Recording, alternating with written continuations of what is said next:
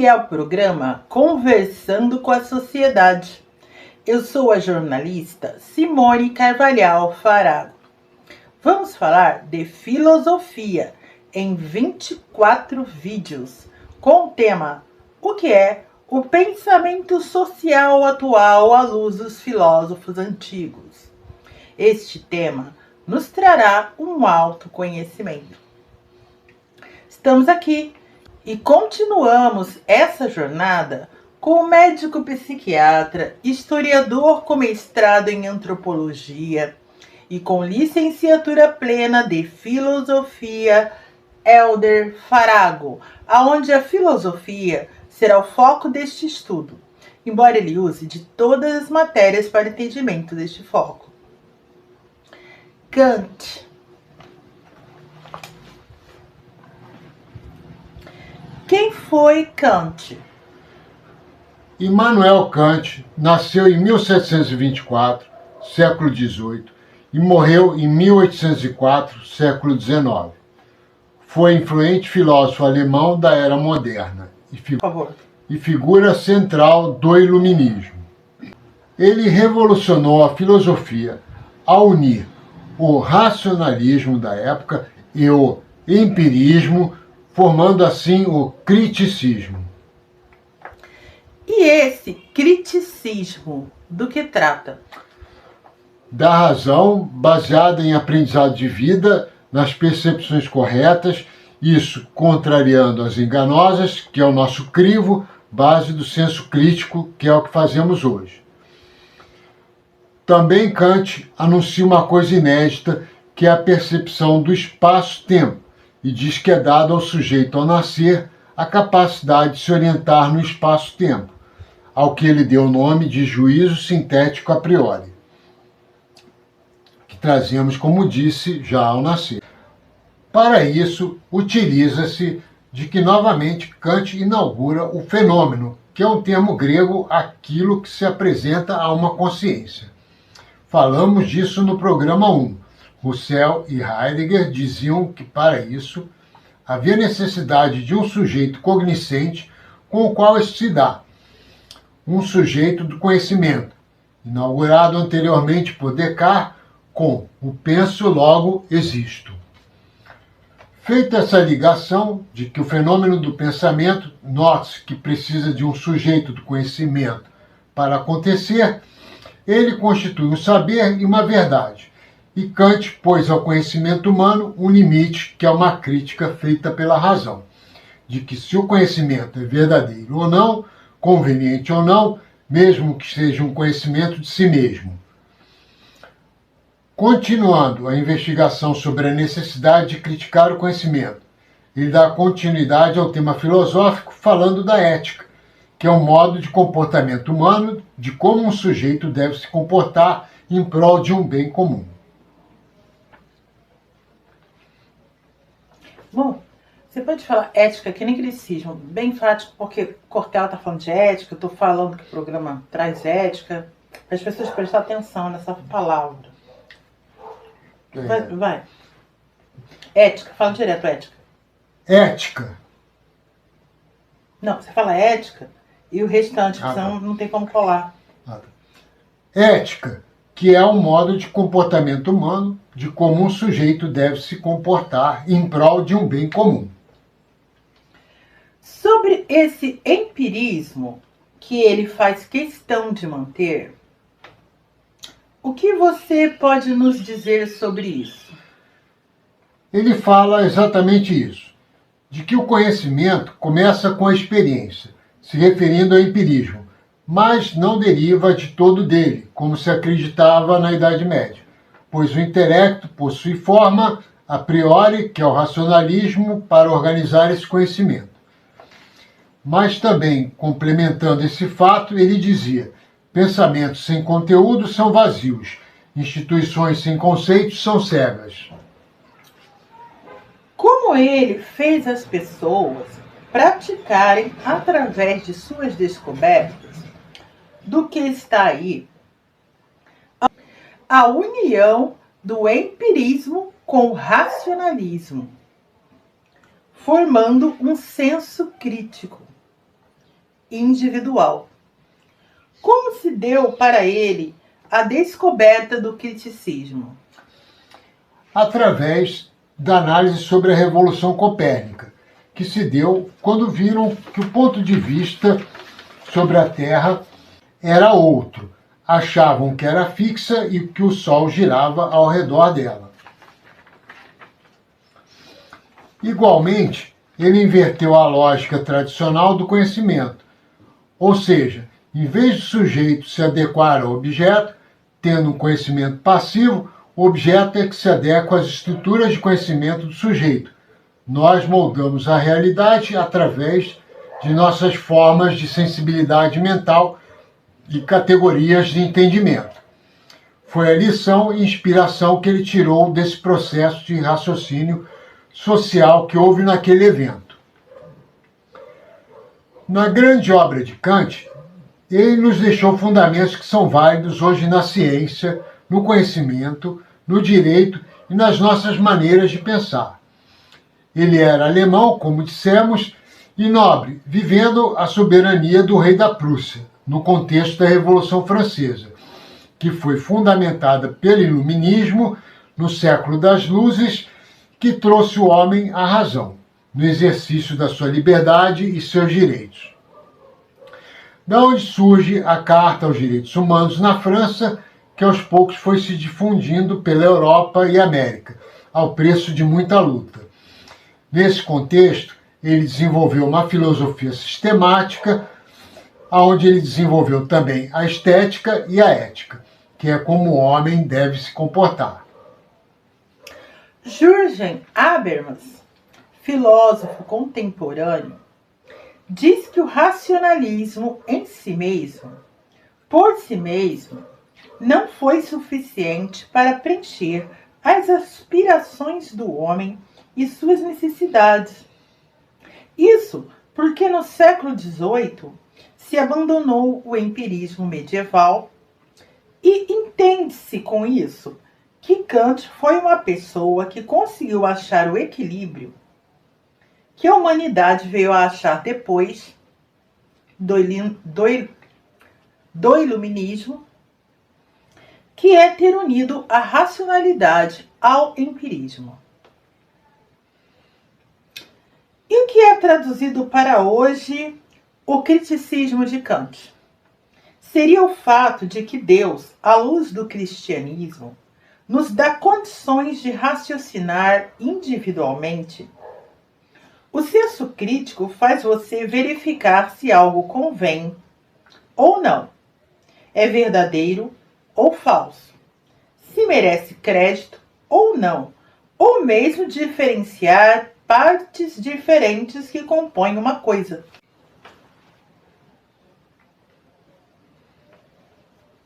Ou mesmo diferenciar partes diferentes que compõem uma coisa, através da análise feita pela consciência.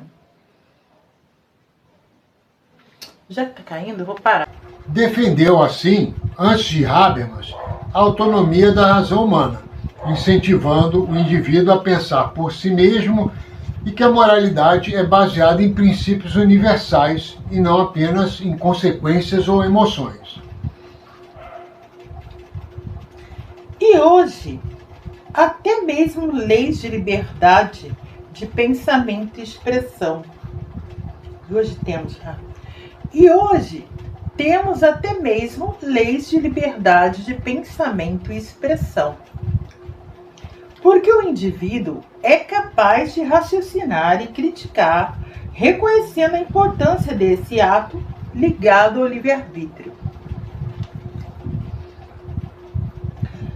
Qual a obra principal de Kant?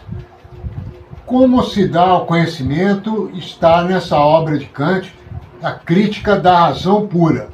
O título é claro, ele vai criticar o que é a razão pura, o racionalismo desde Sócrates, o qual a humanidade entendia, de que nós recebemos do mundo conhecimentos através da nossa sensibilidade de perceber algo.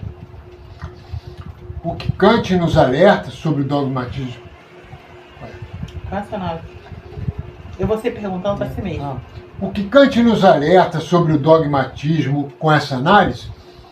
Que não devemos jamais aceitar conhecimentos sem questionar.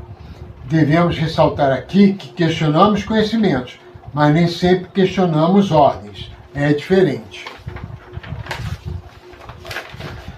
Por exemplo, um oficial, ao obedecer ordens de seu superior, ele vai questionar sim se a ordem é ética, mas mesmo que não saiba o porquê dela, fará então. Acontece também no trabalho, por exemplo, entre patrão e empregado. E sobre o criticismo? Não. Ceticismo. Não, eu não quero falar de ceticismo. Ai, ceticismo. E sobre o ceticismo?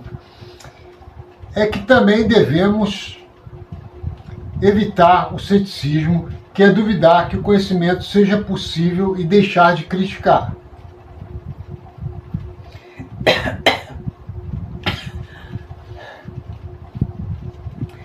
Sempre é possível conhecer o que estamos lidando. Às vezes demanda tempo, mas é dom de Deus. Deus nos revela.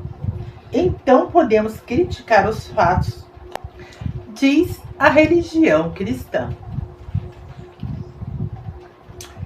O que Kant viu que há de maior para o nosso pensamento, que significa ter um cuidado de si, sobre nossos pensamentos e atitudes, principalmente e correlacionando com o que vimos em Foucault no vídeo passado, uma vez que estamos falando do que os filósofos disseram que hoje faz parte do nosso pensamento conjunto, já que também vimos que as ideias dos filósofos vão se complementando ao longo dos séculos, fazendo parte do nosso senso comum, constituindo para nós evolução de pensamento.